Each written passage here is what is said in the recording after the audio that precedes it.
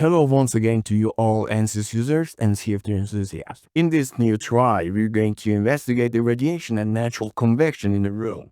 Of course, all of you have dealt with many problems regarding the radiation and natural convection in different cases, but what we want to do and aim to do in here in this current simulation is to work with surface-to-surface radiation model, which is very well-known and applicable in many applications.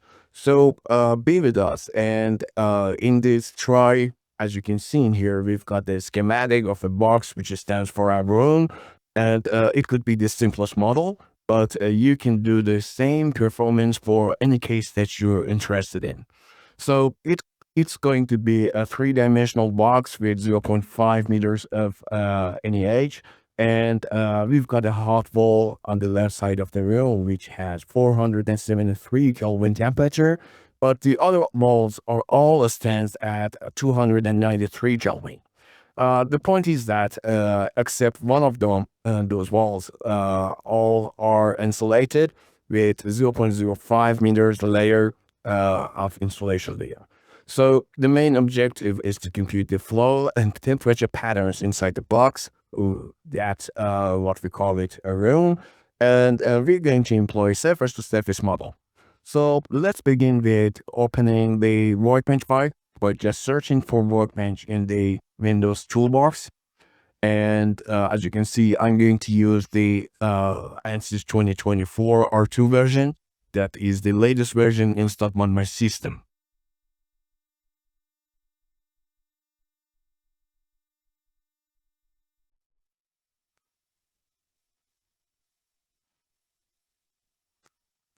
Very well. So we can begin with drag and dropping a fluid flow with Fluent module.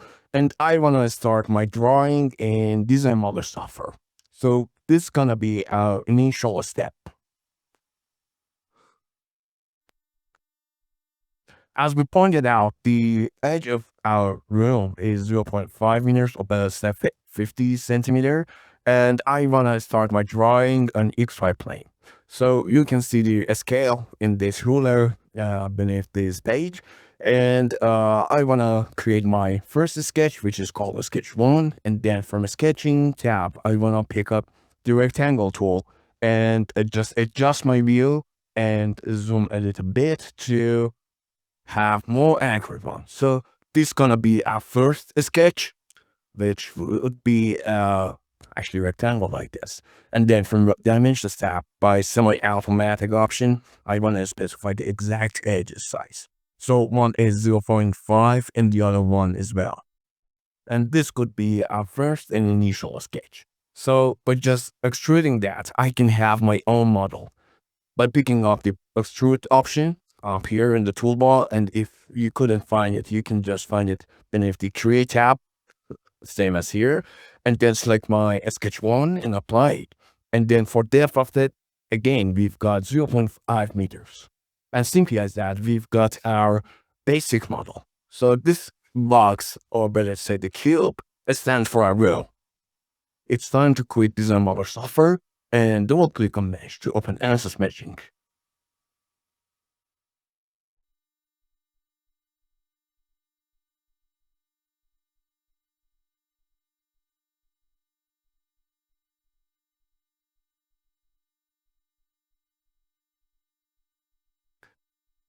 Very well. So as you know, for this kind of, let's say, simple geometries, we can employ a structured grid that works better compared to unstructured grid.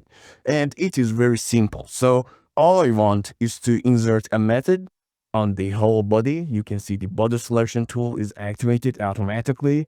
So I just simply apply it.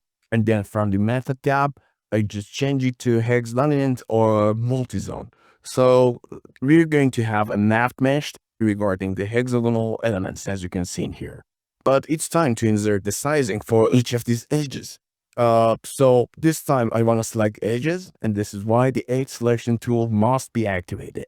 So you can hold down the control key to select each of these edges, but we've got a simpler way, and it's using the box selection tool. So now if I drag and drop a box like this, all of the edges inside will be selected.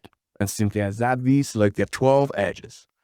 Then for element size, I guess it's better to use number of divisions. I want to divide each of these edges to 50 elements. And maybe it's much more rational to have a denser grid near the walls, where we expect the bound layer establishment, and also the behavior of the flow near walls is important to us. So I have to actually turn down the capture curvature option, and instead we can change the behavior to hard and also apply a bias factor. So I want a smaller grids on both sides, and this is why I selected this model. And I guess the bias factor of 5 would work. So let's see what do we have after generation of this grid. Very well. So it seems that it worked, and we've got a structured grid, and yeah, which is completely true. And if you zoom a little bit, you can see completely that the denser grid is established near the walls, and in the middle of the room, we've got bigger elements. And this is what we aim to do. And from the statistics part, you can see more than 100,000 elements were generated, and that could be enough. So let's select each of these faces to name them. And this is why I get back to single selection again and pick up the face selection tool. And we can start from this upper surface. So after selecting that, you can right click and use create name selection option, or you can simply use the keyword, which is N on your keyboard. So I want to call this wall, for example, the wall at the height of the y-axis. And you can see in the tree outline now, we've got a separate part, which stands for name selections. So this is the time for the low wall along the y-axis, and then this wall along the x-axis, which is on the high, and then on the other side. And I guess just z-axis is left. So this would be the height of the z-axis. And finally, the one backward, which is called the low z. And simply as that, we define all of our walls and all of our boundaries, and we can check them once again together. And yeah, there it is. It seems that we're complete in ANSYS meshing, and we can quit it. Very well. So before opening the Fluent launcher, it seems that we need to update because of this arrow like here. So right click and update it and wait for the software to transfer the mesh that we generated into this folder. Very well. So let's open ANSYS Fluent, and don't forget to activate the word precision option to have higher precision up to 16 decimals. And then based on the configuration of your system, you can employ a higher number of processors. So I put 8 and I start. Very well. So it's time to begin our journey in ANSYS Fluent, and on top you can see the general assumptions regarding the Fluent software. So you can see the first thing that solver asks is the solver type. We've got two distinct choices. One is pressure based and the other one is density based. But of course, you know that whenever we're dealing with incompressible fluids, such as air in the current simulation, we'd better use pressure based solver. But don't forget that in this kind of formulation, we neglect the density changes. So here is a big question, maybe you may wonder. It's why, because we're going to consider the natural convection. So there is going to be the changes in the density. So why we're using pressure-based solver? You're correct. Actually, this is what we apply in governing equations. But when it comes to the material specification, we can apply the density changes in the materials specification. So we will reach that moment in the material section. Be with us. Next, it's time for the time derivative mode. Of course, we're going to investigate the results after the system reaches this constant and a stabilized manner. So we neglect the time derivatives in a governing equation as well. But of course, when you talk about natural convection, you cannot ignore the gravitational effects. So this is why I activate the gravity and put 9.81 in negative direction of y-axis regarding the main origin that we have. Then it's time for the model section, and by double clicking on energy, you will see a window like this. Don't forget to just activate the energy equation. Of course, we need to solve this equation along momentum equation because we've got the temperature gradient in the simulation, and this is the main cause of natural convection. Then for viscous model, you would see in this window that we've got plenty of options for the turbulence model. But the point is that in our case, the Prandtl number is 0.71 approximately, and the Rayleigh for a box with H size of 0.5 meters is about 5 to the 10 power 8. So it is every likelihood to be a laminar regime. And this is why we simply select laminar regime in our current simulation.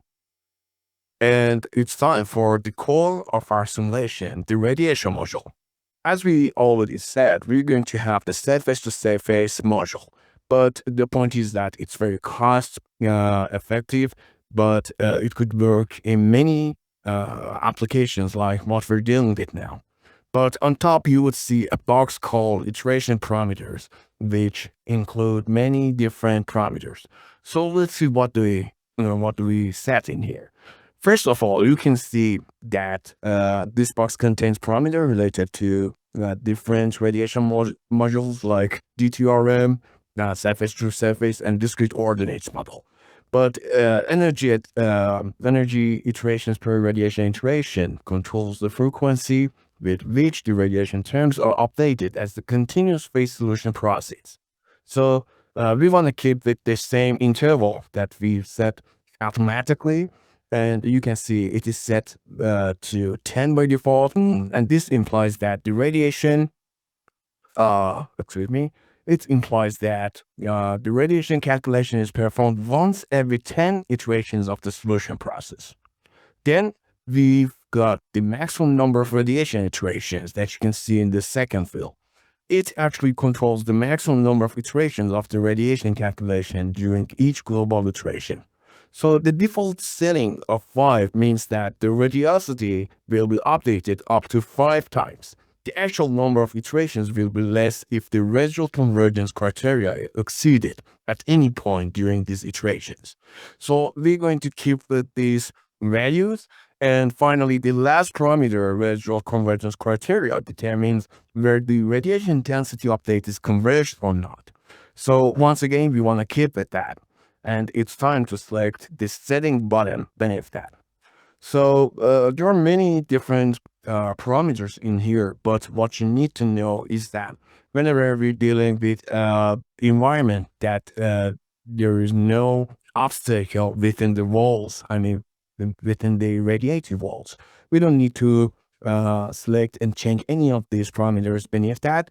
But on top, you can see the clustering method because as you already know, S2S module is very expensive. Computationally expensive. So this is why in this module, we're going to have a clustering method. So you may wonder what it is. Actually, when it comes to S2S model, we are going to categorize all of the walls together. For example, some walls that are radiative and they're just located in the vicinity of each other. We call them a cluster. And in here, we can change the number of radiating surfaces into surface clusters. It's somehow like categorizing, or but it's a grouping similar walls. So then you can see a manual input because we actually selected the manual option up here. We have to specify this value. Actually, this number specifies the number of faces in each surface cluster for inlet and outlet boundaries. So putting 1 is the best and most accurate precision when it comes to a stress model. But for more computationally and complex geometries that you've got plenty of radiative walls, you'd better increase that to decrease the computational volt, but with the cost of reducing the accuracy. So I want to apply these settings to all of the walls and quit here. But before leaving radiation module, we have to compute and write these radiative walls somewhere, like here. And you can see it is writing and reporting down here in the console bar. And when it's done, we can quit radiation module as well. I guess we are done with model settings, but it's time to define all of these materials that we're going to employ. So the first thing is the fluid that we're dealing with. Of course, it's air, but we need to change the settings. As we already know, we're going to include the natural convection, and there is no forced convection or inlet in our boundary. So this is why we have to include natural convection as the driven force. As we already said, whenever we're dealing with pressure-based solver, we're excluding the density changes in the governing equation. But here is the point that we have to specify that. As you click on density, you can see we've got plenty of different approximations. But on top, you will see the ideal gas and incompressible ideal gas. Of course, and these two models work for natural convection, but the point is that the ideal gas follows the equation of a state that make the density as a function of temperature and also pressure. But in this current simulation, we don't expect any pressure differences. So this is why I want to employ the incompressible ideal gas. We can say from now on, our density is completely dependent on temperature changes. And the rest of the parameters are going to be the default values. And then in the solids list, you can see the aluminum. So we can just simply change the settings of that. For example, I want to change the aluminum name to insulation layer. And there isn't any chemical formula. Then based on the reference values, the density of our model is 50. The specific heat is 800. And the thermal conductivity is 0.09. This is actually what we expect from an insulation layer. A very low thermal conductivity, which actually reduces thermal conduction. So I want to overwrite aluminum and quit this part as well. So I guess we're done with these all settings, and it's time for very last setup section, boundary conditions. So you can see a list of boundaries that we labeled in ANSYS meshing, and I want to start from, let's see, for example, from the high X on the right side that we can see in here. So let's start from this wall settings. And all we know is that this wall is in direct contact with the atmospheric pressure, and it is gaining solar radiation from the outside and also radiation from the wall on the in front of it. So in the thermal tab, we know that it is not a pure convection, it's not at constant temperature, nor radiation. So this is called the mixed thermal condition, in which we include the convection and radiation simultaneously. So based on the, let's say, speed of the wind flow outside, we can specify the heat transfer coefficient, which is 5 watts per square meters Kelvin. And then the free stream temperature of the ambient temperature is, let's see, 293.15 Kelvin. The external emissivity is 0.75. The external radiation temperature is the same as ambient temperature. And finally, as we already said, we've got a 5 centimeter thickness layer of insulation on each of the walls. So this is where we need to put the thickness of these walls. And from now on, this material name and material that we apply matters because we've applied as thickness. And by default, because we don't have any other solid material, the insulation layer is selected. I actually forgot to mention one more thing, because in radiation tab, we have some other parameters. When on top, you can see the internal emissivity. Actually, this parameter is set based on the material, and you can find it in the thermophysical parameters of each of the materials in the catalogs. So for the wall that we're going to have, we set internal emissivity of 0.95. And this is what we're going to apply on all other walls except the wall on the low side of the x-axis, which has constant temperature. So instead of putting all of these variables for all of these boundaries, I want to use the copy option down here. So we put the boundaries for the wall height x, and we want to apply it to all other walls except this wall. As simply as that, we can reduce time and apply it automatically. So let's see what do we have for the other side. The wall that is the cause of natural driven forces in here. So in thermal tap, this time we want to put different condition. And for this wall, we're going to have a constant temperature. And as the problem description outlined in the first slide, we know that it is 573.15 Kelvin. And this time we don't need to consider any wall thickness or insulation layer. It is not actually insulated. And then the internal emissivity is actually the same as the other. So we can say we're done with setup section, and it's time to specify the solution methods. So on top, you can see 4 pressure velocity coupling schemes that ANSYS offers to us because we employ pressure-based solver. So in this simulation, we're going to employ the couple algorithm, which has the best convergence because it's going to solve the matrix of momentum and continuity equations simultaneously. And this is why it has higher computational costs, but leads to better convergence. And then for discretization of each of the equations and also the pressure gradient term, we've got different models, but for this natural convection, we're going to have the body force weighted method for pressure discretization. But for momentum and energy equation, due to higher accuracy, I want to employ and keep the second order Alphen schemes. And it's time to get to know about our criteria, which stands in monitor section, residuals. Well, think of residuals as your simulation's way of showing you how well it's solving the equations. Every time Fluent runs an iteration, it's trying to solve equations for mass, momentum, and energy conservation. The residuals show us how much error is left in these solutions, basically how far we are from perfect conservation. When you start the simulation, these residuals usually start pretty high, but as the solution progresses, you want to see them dropping down. In most cases, we're looking for residuals to fall below 10 to the power minus 3 or even minus 4. This is like saying our error is less than 0.1%. By default, Fluent sets a specific convergence criteria for different equations. These are absolute criteria. Think of them as the finish line.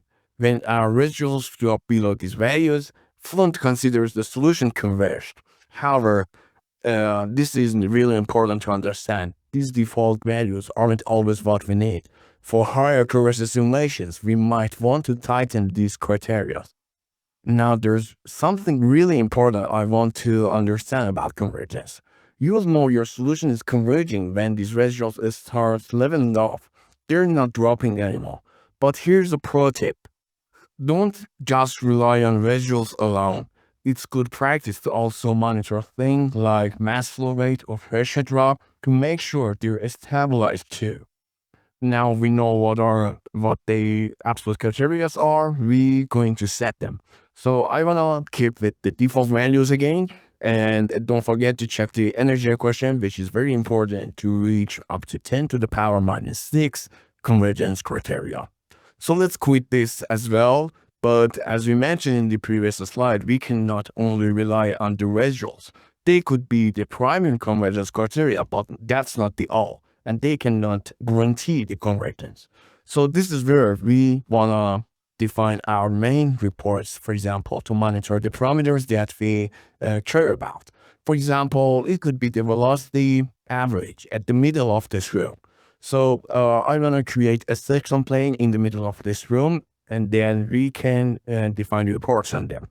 To create these planes, you can follow the domain and then create plane.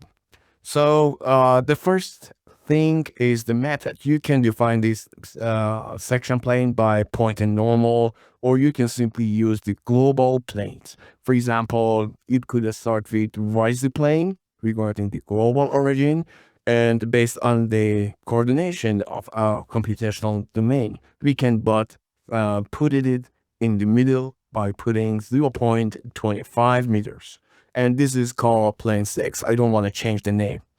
And then another one along the XY plane right at the middle.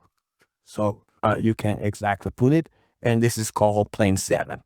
So now we can use them. I want to define and monitor the velocity magnitude on these planes during the calculations. So first of all, this is area weighted average report, and I want to call this, for example, the VEL AVG or average, and select the field variable as velocity, and then we can report it on plane 6.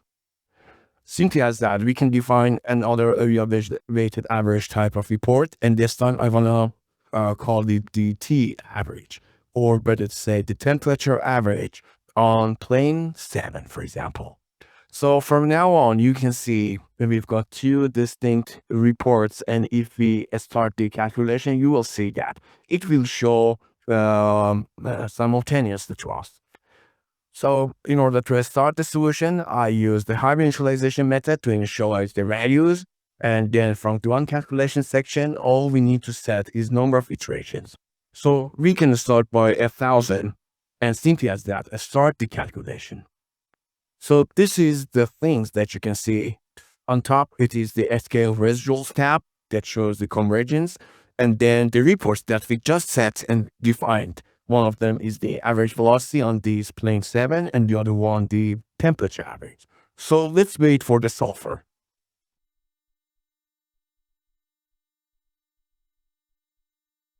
There you go. It seems that the 1,000 number of iterations is done, and now you can see the scale residuals. So the question is, as you can see, the continuity equation couldn't actually converge up to the criteria that is set. So why did we rely on this? If you check the reports that we selected, you can see the velocity average in the middle of this room. And based on the y-axis, you can see the range of fluctuations is very low. And this implies that we are very close to the converged and stabilized case. And the same thing happens when it comes to the average temperature in the middle of the room. So this is why we relied on this solution and want to do the post-processing. But just in case, if you want to continue and get to the better results and more accurate ones, you'd better to decrease the time scale factor and continue the solution, for example, another 1,000 of iterations. Then surely you will have better stabilized and less fluctuated results. So let's check the parameters that we set. I want to start from the graphics section and visualize all we have and all we can depict. So I want to start from the velocity distribution in the middle of the room. So simply as that, select plane 7, and this is what we were looking for. So as you can see in here in the middle of the room, what is going on is that the hot surface on the left side actually use and create a buoyancy driven flow inside the room, and you can see the hot air reaches the highest level of the room and creates a circular pattern. Actually, the circular pattern is not it's not possible to be seen in here, so maybe the control lines can help us. So this time, if you zoom a little bit, you can see that the recirculating patterns in the middle of the room is completely obvious. But for better visualization, maybe the color map option can be one of our choices. For example, to use our spectrum to BGR highlights, and this may help us to better visualize what is going on inside the room. And this is one of the actually main reasons of changing the color maps. And now you can see it can be better seen how the recirculating zones are happening, especially the big vortex in the middle of the room. So simply as that, you can have and depict other parameters like the temperature. It is actually simply perfect what can be seen in here. And I actually forgot to mention one more thing. You can see the maximum temperature inside our room near the wall and also near the upper wall reaches 0.3 meters per second, which is very high because we don't have any forced convection. And this is all because of the natural convection inside the room. So this pattern supported by this contour, which shows us the temperature, and you can see the 473 Kelvin temperature of this wall reaches other regions of the room. But as we expected, due to a lower density of the air when it gets hotter, we expect hotter and hot regions above the room, and completely vice versa when it comes to down regions. So this was the other parameter that we could set and visualize. And simply as that, you can have it on both sides. There is nothing, there is no problem in that. So it's time to specify and investigate the radiation itself, whether it's working correctly or not. So this time I want to open the wall fluxes, and in here you can see many different factors regarding the radiation heat flux, for example. But this time it is not going to be seen in the center planes. And instead I want to deselect these two and select all other walls. And simply as that, we can see the radiation heat flux on all of the walls. So maybe if I just hide this wall, you can see what is going on inside.